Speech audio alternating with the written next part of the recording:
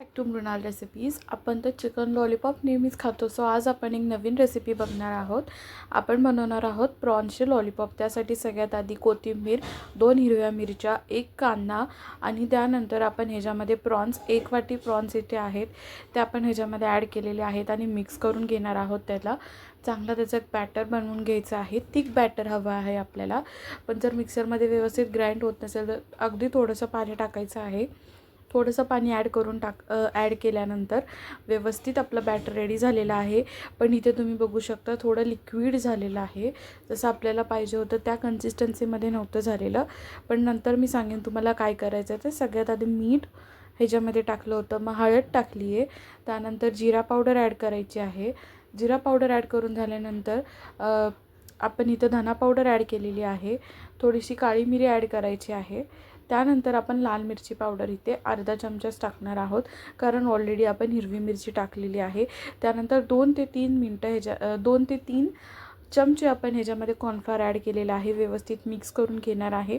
Mix केल्यानंतर आहे ना आपलं बॅटर जे आहे ते एकदम घट्ट झालं पाहिजे. जसं की पीठ मळल्यानंतर पीठ कसं घट्ट होतं तसं. पण जर तसं होत नसेल, जर आता माझं इथे बॅटर थोडं लिक्विड झालं होतं, एकदम पातळ पण नव्हतं पण मीडियम होतं, मला अजून थोडं टाईट हवं होता डो.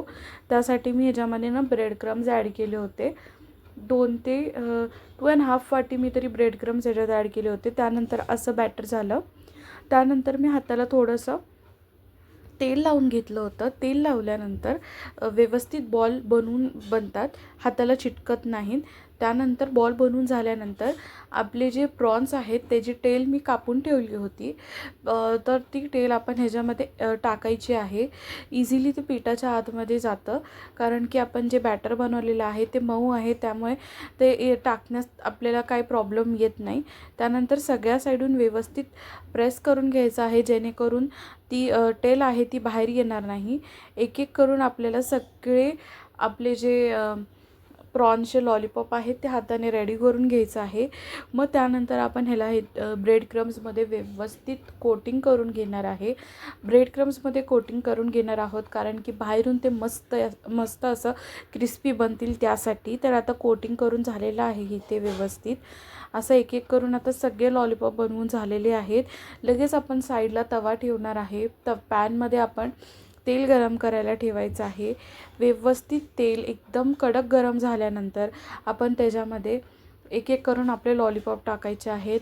लॉलीपॉप लो टू मीडियम फ्लेमवरतीच फ्राय करायचं आहे, कारण जर फास्ट गॅसवरती तुम्ही फ्राय करायला गेलात ना तर ते फक्त वरून क्रिस्पी होतील पण आतून ते शिजणार नाहीत व्यवस्थित. त्यासाठी लो टू मीडियम फ्लेमवरती फ्राय करून घ्यायचं आहे व्यवस्थित. तर मी इथे एक एक करून ऑलमोस्ट सगळे लॉलीपॉप एकाच टाईमला फ्राय करून घेतले होते, त्यामुळे मला नंतर वेगळं फ्राय करायची गरज लागलेली नाही. तर इथे तुम्ही बघू शकता की फ्राय होत आहेत मस्तपैकी. आणि तुम्हाला आता इथे प्रॉब्लेम एकाच गोष्टीमध्ये येऊ शकतो फ्राय करताना, की आपल्याला सगळ्या साईडून व्यवस्थित फ्राय करायचं आहे, पण त्याचसोबत ती टेल आहे जी आपण त्याच्यामध्ये टाकलेली आहे ती बाहेर नाही आली पाहिजे, ह्याची पण आपल्याला काळजी घ्यायची आहे. त्यामुळे तुम्ही जेव्हा त्याला टर्न कराल तेव्हा एकदम हलक्या हाताने टर्न करायचं आहे, जेणेकरून ती टेल बाहेर येणार नाही. तरी पण ही फ्राय करताना माझ्याकडून सुद्धा 1-2 प्रॉन्सची टेल जी बाहेर आली होती, पण ठीक आहे, त्यानंतर इझिली तुम्ही परत टाकू शकता त्याच्यामध्ये. तर इथे आपले प्रॉन्सचे लॉलीपॉप रेडी झालेले आहेत. कशी वाटली रेसिपी नक्की कमेंट करा. And thank you so much for watching.